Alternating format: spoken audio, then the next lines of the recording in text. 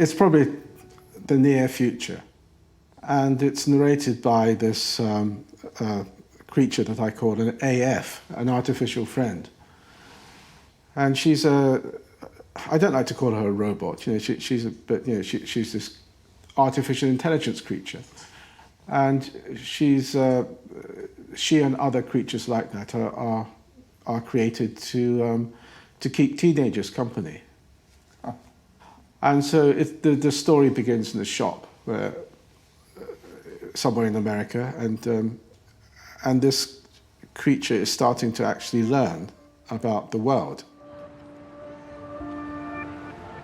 When we were new, Rosa and I were mid-store on the magazine's table side and could see through more than half of the window, so we were able to watch the outside, the office workers hurrying by, the taxis, the runners, the tourists, Beggarman and his dog, the lower part of the RPO building.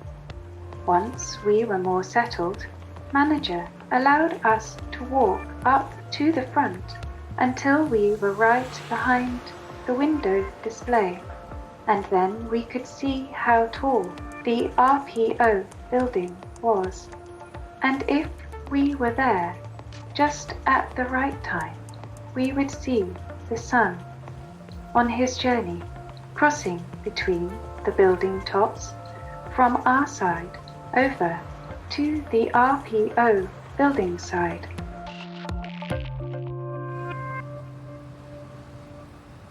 I felt that Clara, as a creature that observes human beings from a kind of a weird distance and a weird angle, but because she has this phenomenal capacity for observing human behavior and storing it, she becomes very sophisticated about certain elements of human behavior. But also she's a creature that starts to take on the characteristics of human beings as she starts to absorb them. Those people seemed so pleased to see each other, manager said, and I realised she'd been watching them as closely as I had. Yes, they seem so happy, I said, but it's strange because they also seem upset. Oh, Clara, manager said quietly, you never miss a thing, do you? Ishiguro is never just writing about the thing that he's writing about. Of course, Clara and the Sun is a book about artificial intelligence. I mean, at its most basic level, it is about an artificially created being and how the humans around it react to it and the relationships between them all. It's also about any connection between different kinds of consciousness. It's about what we don't know about what another living thing is thinking of us and feeling about us, what we don't know about our own emotions in relation to other people. You talk about being more optimistic. Is this an optimistic novel? Well, I think it is an optimistic novel, but there's a but coming up to what I'm talking about there. At the heart of Clara, I wanted to ask this question. Is it possible that this idea that everyone has a unique soul, by virtue of which it makes sense to say that you love them or you hate them or whatever. I mean, is that all being shown to be a bit of a nonsense? It's a hangover from a more superstitious age. Would the very nature of love and come to that hate change when we actually start to have a more scientific view?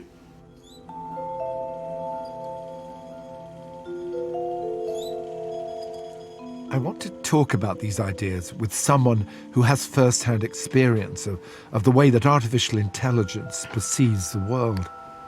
Ada is the world's first AI artist. Hello, Ada. Hello there. It is nice to meet you. It's nice to meet you, too. Ada, I wanted to ask you about the painting on the wall. Is that one of yours? I have drawn a drawing of a tree, and my AI neural network program has interpreted this. I hope you like it. I do like it, Ada. I do like it. Have you got feelings, Ada? Do you understand emotions? I do not have feelings and emotions in the same way that humans do. However, it is the emotions and feelings of humans and other animals that drives my art. Are you aware of the way that AI has been represented in science fiction? Often it's presented as a kind of threat to humanity. What do you think about that, Ada? Humans are a threat to themselves. They consume power and exercise it to produce very powerful tools. So I encourage the use of fiction to explore the what-ifs. How much are people aware of this change? Are they concerned?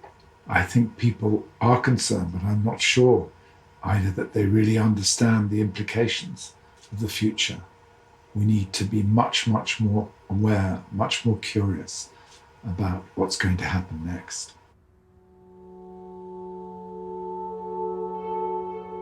The book suggests that the most difficult thing about being a member of society is keeping one's eyes open and witnessing what's happening around you. And again in his books, the characters choose not to. And especially given how much information we now have access to, the suggestion that it's a moral imperative to not turn away from that information, even when it's difficult and even when it complicates our personal lives, I think is a kind of intellectual bravery and rigor, and a challenge to all of us as readers and as citizens as well, that the great work of this age is not to look away. And if you do so at your peril, because at some point that history and that memory will come back. And once it comes back, you have to answer it. This image that had such resonance for Kazuo Ishiguro 30 years ago looks different now.